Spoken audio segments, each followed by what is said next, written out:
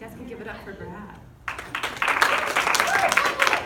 love microphones. I hate tails. So I'm going to use my voice. Hopefully I'm loud enough. If any of you can't hear me, it's all right. So we're going to start this series called Can I Ask That? And maybe some of you have had a question in mind before where you wanted to ask somebody or ask somebody about God or just flat out ask God. No, I ask that. They're going to yell at me. Have you ever had that? My kids ask me all, come up to me all the time, and they will ask the same question that they asked 30 seconds ago. And it's like, did you not listen the first time? Did you not hear me? And yet they will still, and like 2 minutes later, they'll ask that same question again, even though we went over the answer again. And maybe you feel like, you've asked a question to God, and you're like, did he answer me? Was he listening? Maybe I ask it again, or maybe I won't. Maybe I'm afraid that he's going to get snippy with me, that I'm going to get backlashed. Like, go away, I've answered this question. Aren't you listening?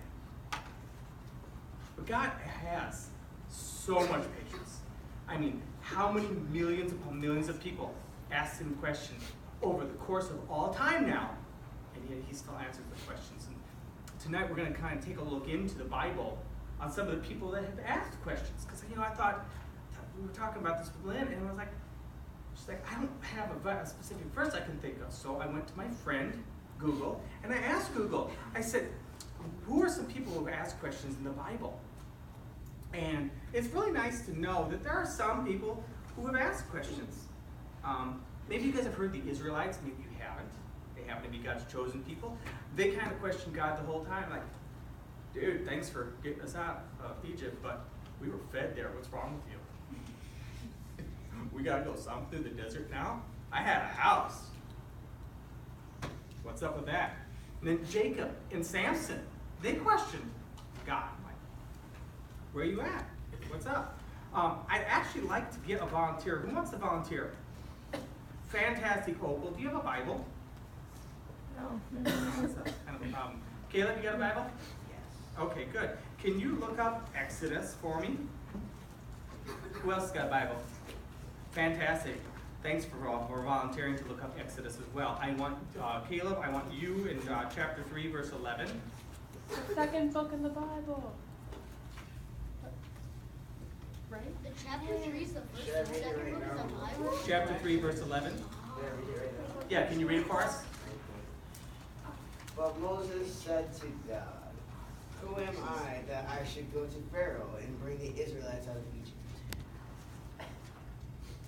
So, God has asked Moses, go talk to Pharaoh.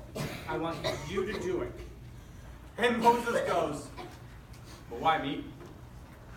Why should I do it? And kind of sort of because you were asked to. Have your parents ever said, go clean up this or go put this away? Well, why do I have to? So-and-so got it, but I didn't ask them. I asked you. And so even Moses asked questions like we do as kids. Do you have chapter 4, verse 1 for me? Moses answered, what if they do not believe me, or listen to me and say, the Lord did not appear to you? So he still questions him. Even after he's gone over it and said, no, I picked you. And this is God picking you. This isn't someone in a playground picking you to be on their team for whatever sport you're playing. This is God saying, hey, I want you to do this. I trust you. And even then, Moses questions him. So this is a pretty big moment in history because Moses is kind of getting the Israelites out of Egypt, and God's trusting a guy who can't talk real well, and the guy questions him, and we should just have a little faith. Isaiah asked a question in chapter 6, verse 11. He says, then Lord, how long will this go on? You ever ask that question on anything? Yes. It's like you don't want to be with what you're doing, where you're at. Just like, how long will this go on?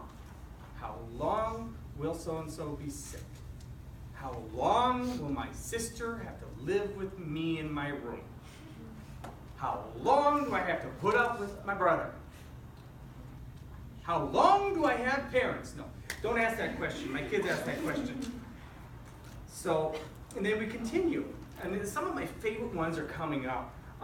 My most favorite one of all really kind of threw me because I've forgotten about it. But Jeremiah also asked, he said, Lord, you always give me justice when I bring a case before you. So let me bring you this complaint. Why are the wicked so prosperous?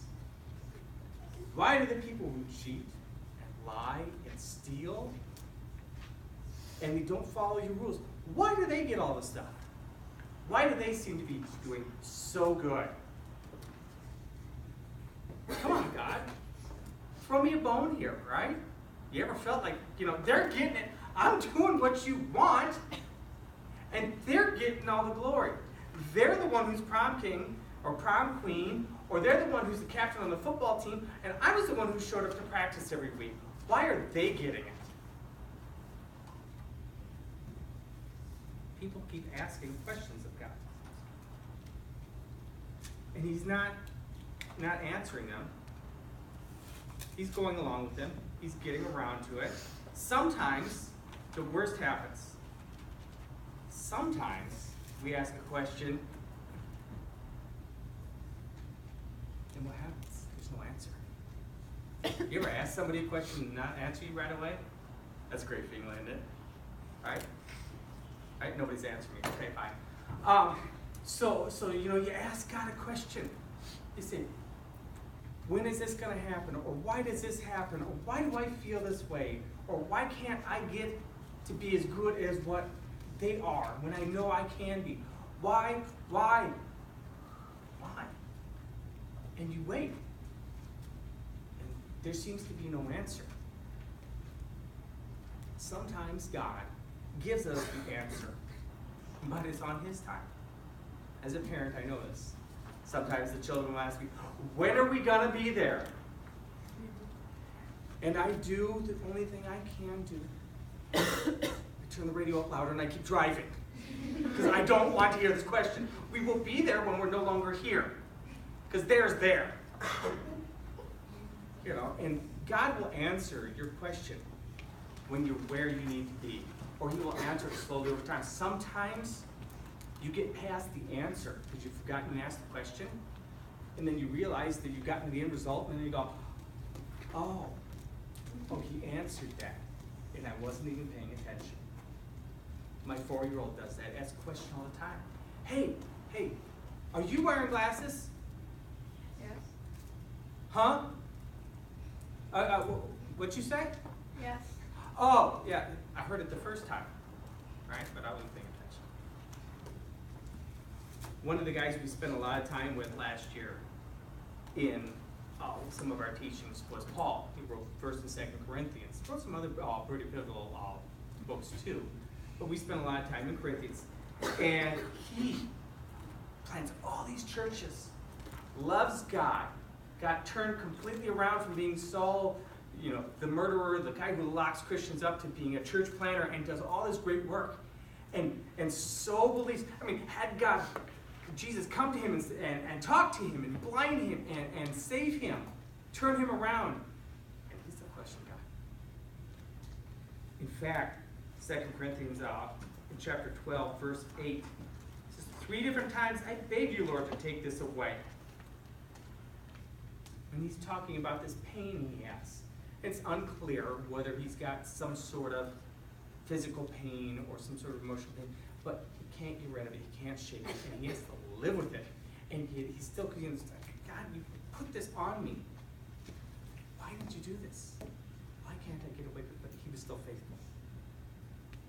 His question was eventually answered, I'm pretty sure, but it happened to be after he went to heaven. But he asked God questions, even though he trusted him to the degree I just explained. My personal favorite question was asked by a pretty popular guy. Before I answer that question, I had a question I thought of the other day. And I'm really trying to dig her up right back now because I don't remember it. But it was one of those questions like, why do we have to wait to go to heaven? Why can't we just go? mean, if heaven's so good, why am I stuck here? Changing diapers. Why am I stuck here? With my wife who doesn't always love me the way I think she should love me. Why am I not? Why am I stuck here? Not always showing the compassion I need to my wife and loving on her. Why? When heaven is so perfect, why am I here making all these mistakes? Why can't I just go? You say, if I believe in you, I can go to heaven. Why do I have to wait? Some questions are easily answered. Some of these questions are answered in the Bible. Other questions, I don't always know the answers to. Now that's the good part. Now when you look at leaders and you ask us questions, I hope I can answer them. I hope I've got a good answer. Not only that, I hope I have an answer that actually really makes you feel good about the question you asked. Sometimes I just don't know the answer. One of my favorite people, though, asked the question. Now this is the one that when Google came back with it, this was the one that shocked me the most. That I had forgotten about. That was obvious because I remember this verse. But in Matthew 27, verse 46, there's this guy hanging on a cross. And he asks, at about 3 o'clock, Jesus called out with a loud voice, Eli, Eli. Oh my gosh, you got into Latin. I'm going to skip it. Which means, my God, why have you abandoned me? Now Jesus full well knew everything that was going on and everything that was going to happen, and yet still hanging on the cross. Human like he was, he still had questions that he needed answered. And as his answer was, I haven't abandoned you. When you die, I'm going to rise you from the dead. I'm going to bring you back. You're going to be even more awesome than you were in life. So he got his answer fairly quickly. It took about 3 days, which was really kind of nice. I wish all my answers came back in 3 days. So tonight, as we break into our small groups, I'm not answering that right now. I did that on purpose. I couldn't help myself. I'm glad you played along. We're going to break into small groups. If you have questions, big or small, think it's stupid, too embarrassed to ask it, you want to ask it, you want to write it down, give it to us later, that'd be great.